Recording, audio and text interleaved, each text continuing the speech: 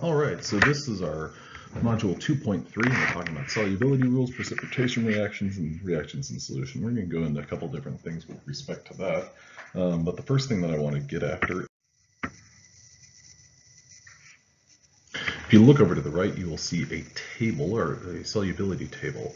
And this table right here is one that's very important.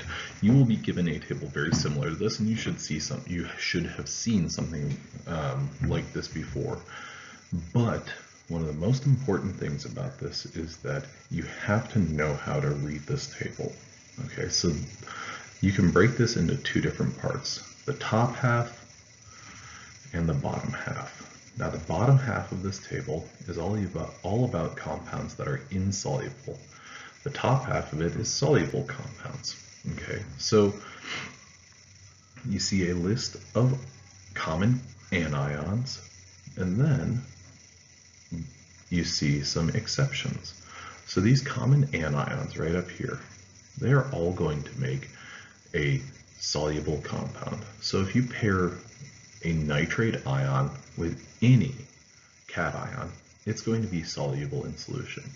Whether it's copper, Cu2+, plus NO3 would make the compound CuNO3,2.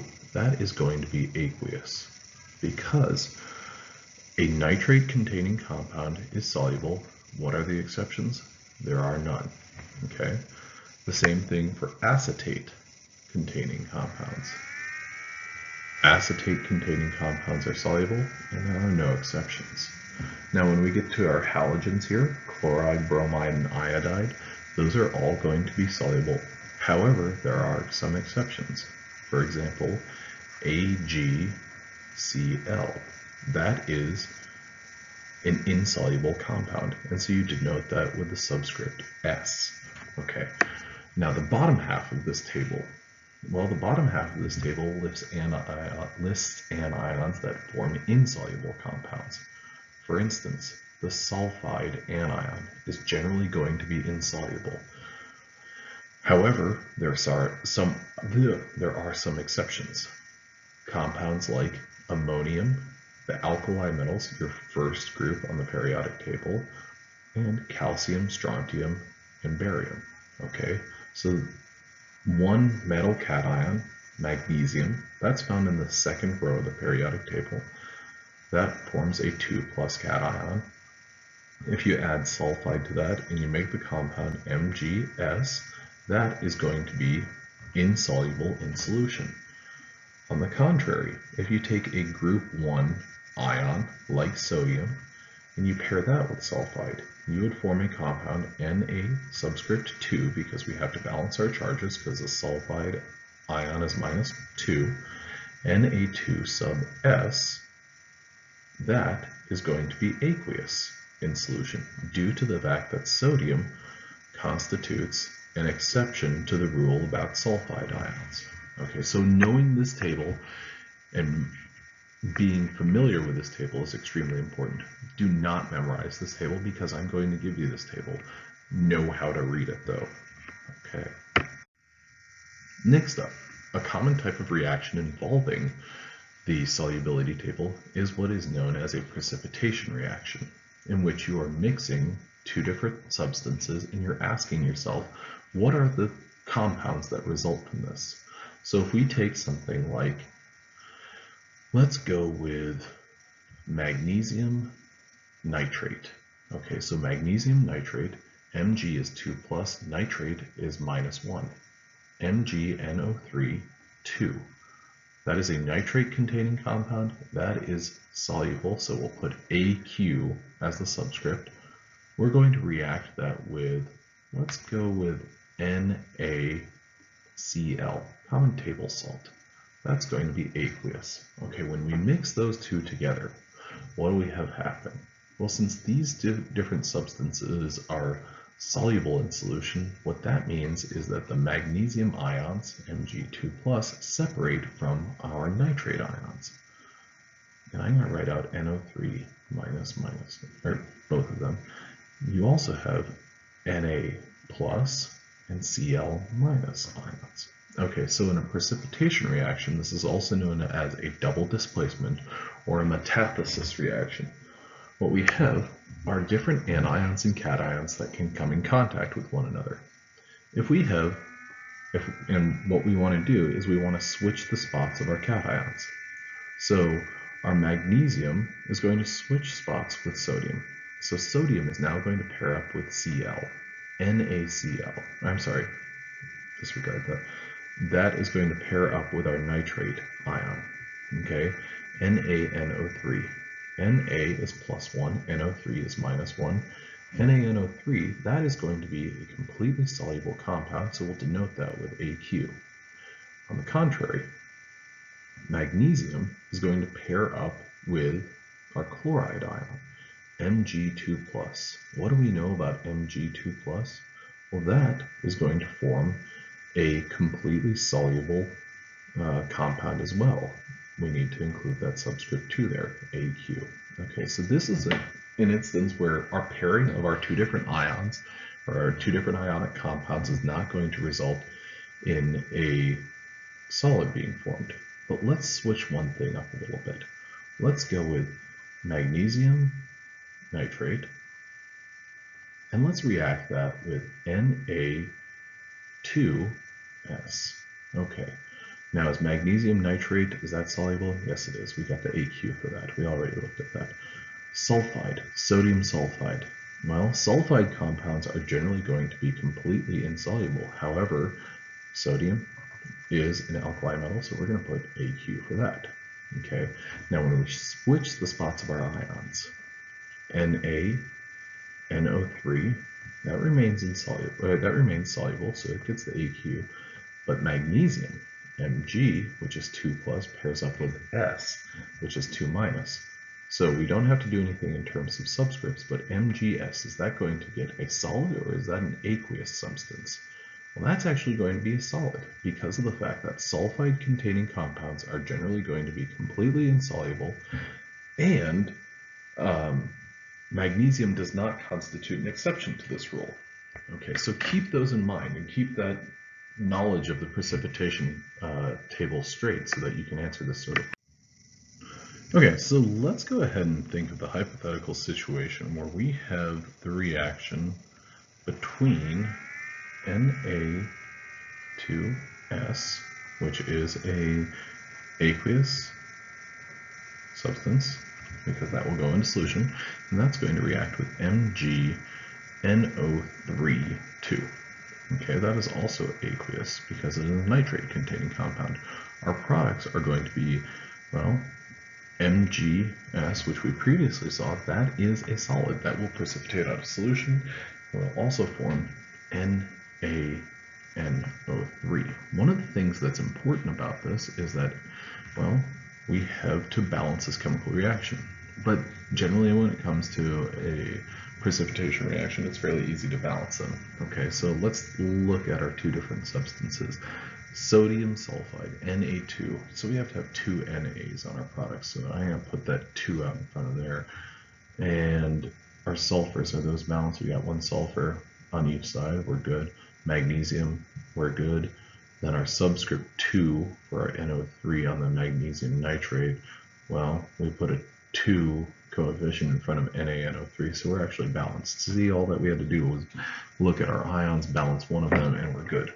Okay, so this reaction is taking place in solution. Let's say that we have 25 milliliters of a 0.5 molar solution, that's moles per liter, of Na2S. Okay, and that is going to react with 75 milliliters of a 1 molar solution of MgNO3 too. Okay, so what we want to know is how much MgS is produced,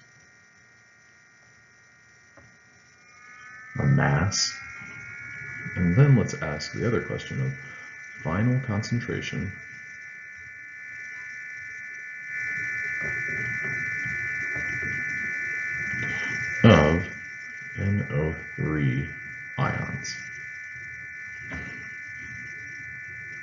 Okay, so let's look at those two different things. So whenever we're presented with volumes and concentrations, what we need to do is we need to figure out how many moles, because we can look at this balanced chemical reaction and see that we have 1 mole of Na2S that's going to react with 1 mole of MgNO3 It's going to produce 1 mole of MgS and 2 moles of NaNO3. Okay, so what I want to do first is I want to use my calculator and I want to figure out, well, how many moles am I working with if I take, let's see, calculator, 25 milliliters and our concentration. So what I want to do is I want to figure out 0.025 liters. So that's my number of liters if I'm talking about 25 milliliters.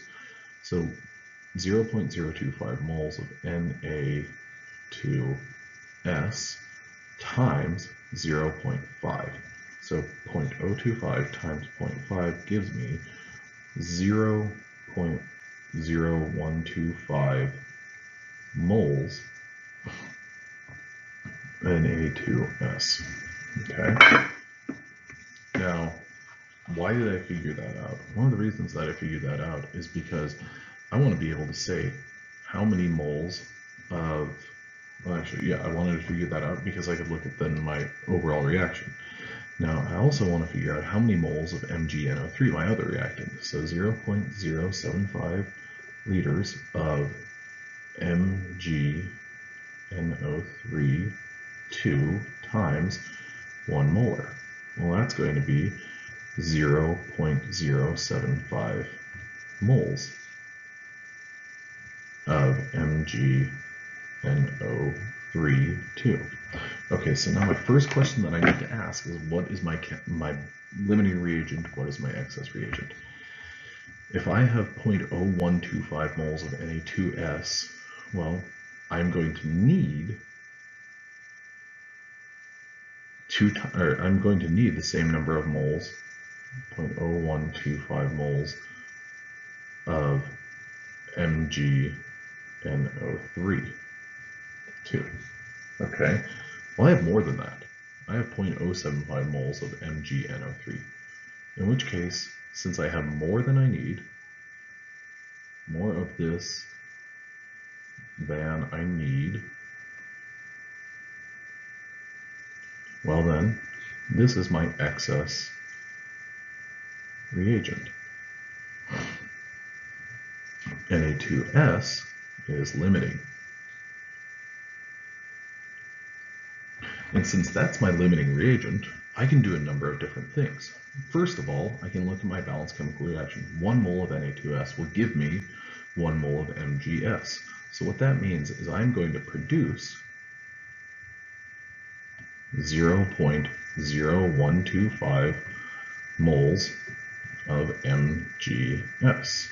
It also means I can look at my ratio of number of moles of NaNO3 that I'm going to produce. Well, I'm going to produce 0.9, I need to double that, 0.025 moles of NaNO3.